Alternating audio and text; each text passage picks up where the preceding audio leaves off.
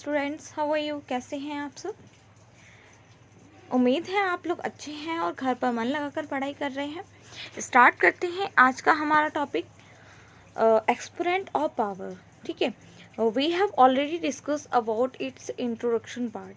हमने इसके introduction part को, यानी कि एक्सपोनेंट क्या होता है, पावर्स क्या होती है, ये सब समझ लिया है। अब हम डिस्कस करेंगे इसकी एक्सरसाइज को। ठीक है, इसके फॉर्मूले को भी हम लोग डिस्कस कर चुके हैं। ठीक है, चलिए स्टार्ट करते हैं। आज हम हमारी exercise number 2.1। So let's start. Here are some questions. Today we will discuss only first questions. Express each of the following in exponential form. इन सभी को क्या लिखना है हमें, यानी फर्स्ट पार्ट को किस फॉर्म में कन्वर्ट करना है? एक्सपोनेंशियल फॉर्म में कन्वर्ट करना है। एक्सपोनेंशियल फॉर्म मैंने बताया था, एक बेस होता है और बेस के ऊपर एक छोटा सा नंबर लिखा होता है, वो पावर, और ये कंप्लीट को बोलते हैं एक्सपोनेंशियल फॉर्म। जैसे कि अगर लिखा है 2⁵ तो ये क्या होगी? एक्सपोनेंशियल फॉर्म हो गई। ठीक है, तो ये कंप्लीट क्या है? एक्सपोनेंशियल फॉर्म, जिसमें कि ये नीचे वाला क्या है? बेस, और ये ऊपर वाला क्या है? पावर। बेस और पावर से मिलकर बन गया एक्सपोनेंशियल फॉर्म। ठीक है, तो अभी तक यहाँ पे देखो कहीं भी एक्सपोनेंशियल फॉर्म नहीं दिख रही है, तो अब हमें इसमें कन्वर्ट करना है। तो क्या करेंगे, चलिए देखते हैं। तो एक्सरसाइज 2.1 का क्वेश्चन नंबर 1 का 1 पार्ट, यानी कि फर्स्ट का फर्स्ट पार्ट देखते हैं। ठीक है, चलिए देखते हैं। Express each of the following in exponential form, वही हेडिंग है। ठीक है, इसमें फर्स्ट क्वेश्चन दे रखा है 25/64। ये आपका फर्स्ट क्वेश्चन है। आपको इसको एक्सपोनेंशियल फॉर्म में कन्वर्ट करना है। इसके लिए सबसे पहले ध्यान रखिए कि 25 और हमें क्या करना है, 25 और 64 के, 25 है, पहले 25 के हमें फैक्टर करने हैं, फिर हमें 64 के फैक्टर करने हैं। हमने फैक्टर किया, देखो 25 किससे जाएगा? 2 से जाएगा? नहीं जाएगा। 3 से जाएगा? नहीं जाएगा। किससे जाएगा? 5 से डिविजिबल है। 5 से डिविजिबल है तो हम 5 लेंगे। तो 5 5 जो 25, 5 टाइम्स गया, जैसे डिवाइड करते हो ना कितनी बार गया, तो वही लिख लिए। ठीक है, तो अब यहाँ पे क्या हुआ? 5 5 जो 25। ठीक है, फिर 5 बन जा 5। ठीक है, इसमें कोई दिक्कत? नॉर्मल यहाँ पे भी हमने फैक्टर किए। फैक्टर कैसे करेंगे? पहले हम 2 से चेक करेंगे, तो 1 से डिजिट 4 दे रखा है, तो सीधी बात है ये 2 से डिविजिबल होगा। ठीक है, तो 2 से अगर मैंने डिवाइड किया तो हमारा आंसर क्या आया? 2 3 6, 2 2 4। चाहूँ तो अगर ऐसे समझ में नहीं आ रहा है, जैसे कि आपको 64 के आपको क्या करना है? फैक्टर करने हैं। तो अब आपको ये चेक करना पड़ेगा ये 2 से डिविजिबल होगा कि नहीं। तो 2 से देख लो, 2 से डिवाइड करके देखो, 2 3 6। ठीक है, तो यहाँ कितना था? 4 लिख लो, 2 2 4। ठीक है, तो यहाँ पे कितनी बार क्या? 32 टाइम्स। समझ में आया? इसी तरीके से 32 को अगर हम 2 से डिविजिबल करेंगे, 32 को अगर हम 2 से डिवाइड करेंगे तो क्या होगा? 2 बन जा 2। यहाँ पे कितना बचेगा? 1, और यहाँ कितना होगा? 2। 2 नीचे आ जाएगा। तो अब एक चीज़ क्लियर हो गई। अब कितनी बार जाएगा? 2 6 12। अब वही देखो यहाँ कितना लिखा हुआ है? 16। समझ गए ना कैसे आपको करना है? ये फैक्टर करना आपने 6 7th में अच्छे से सीख रखा है, फिर भी हमने आपको बता दिया कि फैक्टर आपको कैसे करना है। ठीक है, तो फैक्टर आपने कर लिए दोनों के। अब दोनों के फैक्टर क्या आए हैं? 5 5। इसका क्या है? 5 5। तो मैंने 25 की जगह लिख दिया 5 5। ठीक है, और 64 के फैक्टर क्या आए हैं? ये आए हैं, मतलब कि ये मैंने नीचे ले रखा है। इसके फैक्टर है 2 multiply 2 multiply 2 multiply 2 multiply 2 multiply 2 multiply 2, मतलब 6 टाइम मल्टीप्लाई है, लिख दिया। उसके बाद अब हमें क्या करना है? हमें देखना है कि यहाँ ये 5 कितनी बार आया है। हमने 5 को बेस बनाया क्योंकि 5 रिपीट हो रहा है। जो रिपीट हो रहा है उसको नीचे बेस में लिख लो, और जितनी बार रिपीट हो रहा है, कितनी बार रिपीट हो रहा है? 1 2 टाइम्स रिपीट हो रहा है, तो पावर उतनी ही लग जाएगी। क्लियर? ऐसे ही ये दे रखा है, ये जो दे रखा है, ठीक है, इसमें दे रखा है 2 मल्टीप्लाई 2 मल्टीप्लाई 2। तो 2 हमारा रिपीट हो रहा है, यानी कि 2 हमारा क्या बन जाएगा? बेस बन जाएगा। और पावर क्या बनेगी? जितनी बार ये रिपीट हुआ है, तो ये कितनी बार? 1 2 3 4 5 6, तो 6 इसकी पावर बन जाएगी। क्लियर? समझ में आया? किसी भी नॉर्मल फ्रैक्शन या नंबर को एक्सपोनेंशियल फॉर्म में कन्वर्ट करने के लिए उसके लिए हमें क्या करना पड़ता है, पहले हमें इसके फैक्टर करने होते हैं, और जो रिपीट हो रहा है उसको बेस बनाओ, और जितनी बार रिपीट हो रहा है उसको उसकी पावर बना दो। ठीक है, ऐसे ही आपको सेकंड भी करना है। मैं इस वाले पार्ट को कंप्लीट आपको करवाऊंगी। देखिए इसका ये सेकंड पार्ट है ये। ठीक है, क्वेश्चन फर्स्ट का फर्स्ट पार्ट हमने डिस्कस कर लिया। अब सेकंड पार्ट मैंने दो ही वो बताए हैं स्टेप आपको। पहला स्टेप क्या है कि पहले आपको क्या करना है, फैक्टर करने हैं, और जो रिपीट हो रहा है उसको बेस बनाओ, और जितनी बार रिपीट हो रहा है उसको पावर बनाओ। बस 3 बातें बताई हैं मैंने। देखो अब इसमें भी देखो 121 है, 121 के हमने फैक्टर किए, 121 के फैक्टर किए तो 11 11 जा 121, 11 1 जा 11, तो ये कितनी बार आया, 11 मल्टीप्लाई 11, 2 फैक्टर आ गए। यहाँ देखो 144 का अगर हम फैक्टर करेंगे तो 2 से हमने कट किया, 2 7 जा 14, 2 2 जा 4, फिर 2 से किया तो 2 3 जा 6, 2 6 जा 12, यहाँ फिर से 2 से किया तो 2 1 जा 2, 2 8 जा 16। ठीक है, फिर से 2 से किया, 2 9 जा 18। अब 9 तो 2 से जाएगा नहीं तो 3 से कर देंगे, 3 से डिवाइड करेंगे तो 3 3 जा 9, और 3 1 जा 3। तो ये आपके इसके क्या हो गए, फैक्टर हो गए।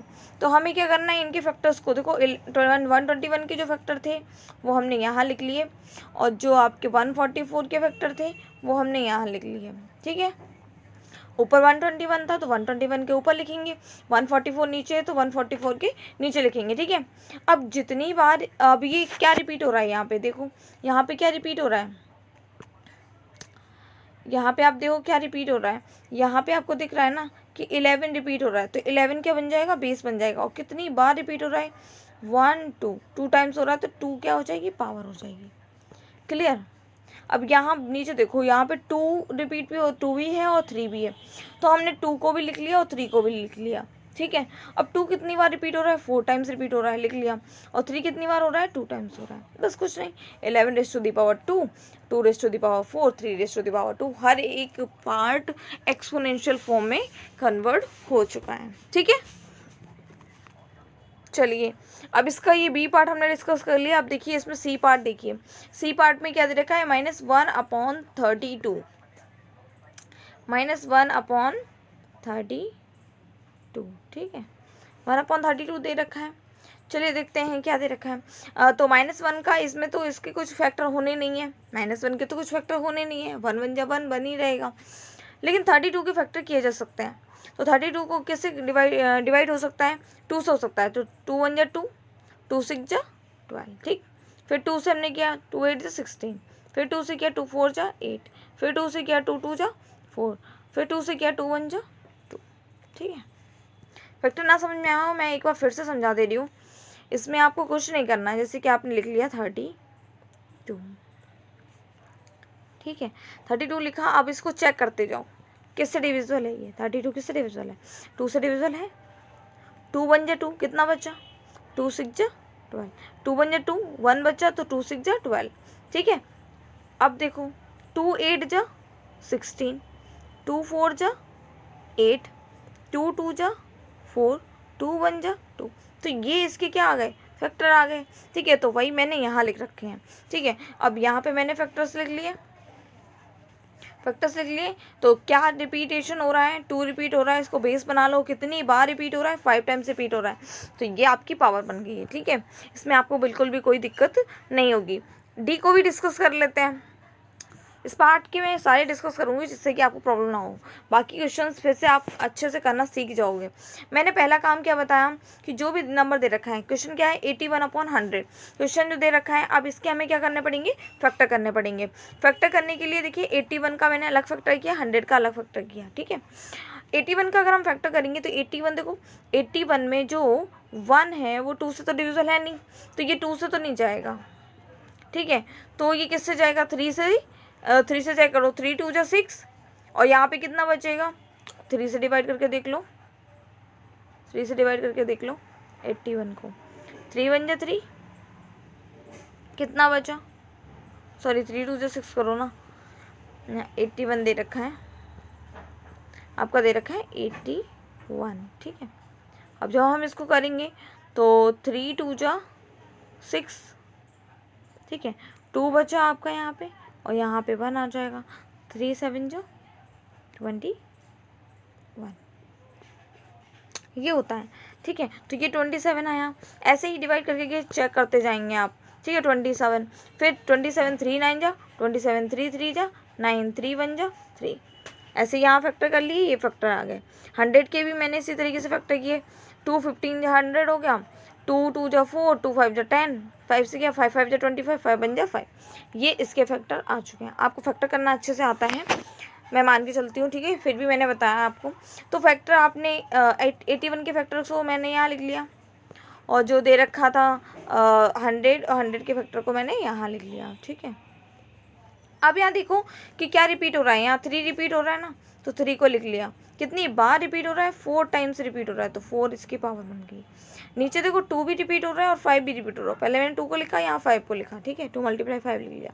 अब 2 कितनी बार रिपीट हो रहा है, 2 टाइम्स रिपीट हो रहा है, पावर लगा दी। 5 कितनी बार रिपीट हो रहा है, 2 टाइम्स रिपीट हो रहा है, 5 की पावर लगा दी 2। ठीक है, तो इसमें सिर्फ 3 स्टेप है। पहला फैक्टराइजेशन करो।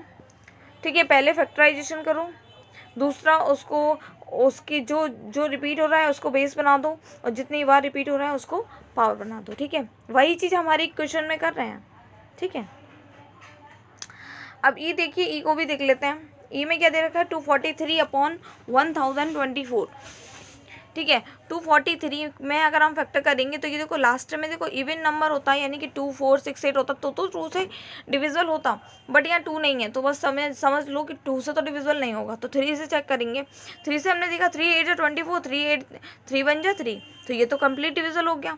3 से फिर से देखो 3 2 जा 6, अभी मैंने किया था 81 का, सेम वैसे ही। 3 7 जा 21, 3 9 जा 27, 3 3 जा 9, 3 1 जा 3। ठीक है, तो यहाँ नॉर्मली फैक्टराइजेशन वही मैंने यहाँ पे कर रखा है। 2 से कट किया, 2 5 जा 10, 2 1 जा 2, 2 2 जा 4, इस तरीके से 5 12 आ गया। फिर 2 से देंगे, 2 2 जा 4, 2 5 जा 10, 2 6 जा 12। ये इस तरीके से हमने फैक्टर कर लिया। ठीक है, तो फैक्टर करने के बाद जो भी फैक्टराइजेशन में हमारी वैल्यूज़ आई हैं उनको हम तुरंत पुट कर देते हैं। ये देखो मैंने इसकी वैल्यू यहाँ पुट कर दी, इसकी वैल्यू यहाँ पुट कर दी। ठीक है, पुट करने के बाद मैंने फिर क्या बताया था कि जो नंबर रिपीट हो रहा है उसको बेस बना लो। 3 रिपीट हो रहा है, 3 को बेस बनाओ। कितनी बार रिपीट हो रहा है, 5 टाइम्स रिपीट हो रहा है, तो 5 इसकी क्या बन जाएगी, पावर बन जाएगी। यहाँ पे देखो ये कितनी बार रिपीट हो रहा है, 2, काउंट करो, 1 2 3 4 5 6 7 8 9 10। ठीक है, तो 10 टाइम्स रिपीट हो रहा है, तो 10 इसकी पावर बन जाएगी। 2 बेस था और 10 इसकी पावर बन जाएगी। ठीक है, क्लियर हो गया। अब आता है आपका फर्स्ट का एफ पार्ट। माइनस को 20, माइनस वैसे ही रहता है, इसमें परेशान होने की ज़रूरत नहीं है। माइनस को साइड रख लो और 27 के यहाँ पे फैक्टर कर लो, और यहाँ पे 125 के। तो हमने 27 के फैक्टर किए तो हमारा आंसर आया 3 × 3 × 3। और 125 के अगर हमने फैक्टर किए तो आंसर हमारा आया है 5 × 5 × 5। मैंने एक एक स्टेप करके दिखाया है आपको, जिससे कि आपको प्रॉब्लम ना हो। मैंने तुरंत ही इसकी वैल्यू पुट कर दी, यहाँ भी इसकी वैल्यू पुट कर दी। अब देखो ये क्या हुआ, 3 रिपीट हो रहा है तो 3 को बेस बनाओ, कितनी बार रिपीट हो रहा है, पावर बना दो। 5 रिपीट हो रहा है, 5 को बेस बनाओ, कितनी बार हो रहा है उसको पावर बनाओ। खत्म, क्वेश्चन यहीं पे खत्म हो जाता है। 3 ही स्टेप है, पहला फैक्टर करो, दूसरा जो रिपीट हो रहा है उसको नंबर को लिखो, और जितनी बार रिपीट हो रहा है वो उसकी पावर बना दो। ठीक है, एच में देखो क्या दे रखा है, ऑलरेडी इसमें पावर देखो पावर फॉर्म में दे रखा है, लेकिन हमें क्या लिखना है, अगर वो कंप्लीट एक्सपोनेंट फॉर्म में बन रहा है तो बना लो। x⁻⁶ है, x⁻⁶ है और y⁻⁶ है, तो क्या हम ये नहीं लिख सकते x/y की whole raised to the power 6। ठीक है, दोनों ही की पावर 6 है, तो whole raised to the power 6 का मतलब भी यही होता है कि x को भी 6 टाइम मल्टीप्लाई करना है और y को भी 6 टाइम मल्टीप्लाई करना है, तो ये भी तो यही कह रहा है। ठीक है, तो इसको मैंने कंप्लीट होल पावर में कन्वर्ट कर लिया। ठीक है, यहाँ ऑलरेडी आपका एक्सपोनेंट फॉर्म में था, तो आंसर आपका यही रहेगा, नो चेंज, कोई चेंज नहीं आएगा। और यहाँ जो आपका आई क्वेश्चन है इसमें भी कुछ नहीं है, एक्स और वाई की अलग अलग दे रखी है पावर, सीधी बात है, दोनों की पावर 7 है, तो हम whole raised to the power 7 कर सकते हैं। ठीक है, होल रेस्ट टू दी की पावर का मतलब होता है कि अब एक्स भी 7 है और वाई भी 7 टाइम्स है, तो यहाँ भी तो वही कह रहा था, तो सेम चीज़ है, कोई डिफरेंस नहीं है। ठीक है, तो आप इस तरीके से राइट डाउन करेंगे। आई तक कन्वर्ट हो गया, कंफर्म हो गया आई तक। उसके बाद अब ये लास्ट क्वेश्चन आपका है जे, बहुत अच्छा क्वेश्चन है। अब इसमें देखो वैसे तो इसका डीपली मैं इसके 2 तरीके हैं, एक तरीका ये जो मैंने कराया हुआ है, दूसरा एक और तरीका है। पहले आप इसको समझ लो, ये बहुत ही सिंपल मैंने कराया हुआ है। यहाँ पे आपको सीधे सीधे पावर कितनी है 3, यहाँ छोटी छोटी सी पावर थी इसलिए मैंने इसको ओपन कर लिया। m raise to the power 3, मैंने m को कितनी बार रिपीट किया, 3 टाइम्स रिपीट किया। n raise to the power 2, n को कितनी बार किया, 2 टाइम्स। और यहाँ दे रखा z raise to the power 5, z को कितनी बार किया, 5 टाइम्स। सेम वहाँ ऐसे भी यहाँ पे z raise to the power 3 था तो z को 3 टाइम्स किया, और यहाँ पे m सिंगल था लिख दिया। ठीक है, अब यहाँ ये देखो कि क्या कट रहा है, देखो m से m कैंसिल हो रहा है, कट कर दिया मैंने। ठीक है, m से m कैंसिल हो रहा है ना, कट कर दिया। और यहाँ देखो और क्या हो रहा है, यहाँ देखो z से z कैंसिल हुआ, z से z कैंसिल हुआ, z से z कैंसिल हुआ। अब बचा क्या है हमारे पास वो देख लो, यहाँ m 2 बार बचा, यानी m मल्टीप्लाई m बचा, n बचा, n मल्टीप्लाई n बचा, और क्या बचा हुआ है, यहाँ z भी बचा हुआ है, मल्टीप्लाई z इंटू z भी बचा हुआ है आपका। ठीक है, तो यहाँ multiply z raise to the power 2 भी आएगा, ये मिसिंग है यहाँ पे। ठीक है, और यहाँ हो जाएगा m n z की whole raise to the power 2। ठीक है, इसको ठीक कर लीजिएगा, थोड़ा सा यहाँ पे मिस हो गया है। यहाँ देखो z मल्टीप्लाई z भी तो बचा है, तो ये तीनों हमने नीचे लिख लिए। उसके बाद m कितनी बार रिपीट हुआ है, 2 times m raise to the power 2 कर दिया। n कितनी बार रिपीट हुआ, 2 times n raise to the power 2 कर दिया। यहाँ z कितनी बार रिपीट हुआ है, z raise to the power 2 कर दिया। तो आपका आंसर क्या हुआ, m n z whole raise to the power. Clear, कोई कन्फ्यूज़न नहीं होगी। ठीक है, तो बहुत ही सिंपल मेथड है, और कोई प्रॉब्लम हो तो आप डिस्कस कर सकते हैं। Okay, thank you so much.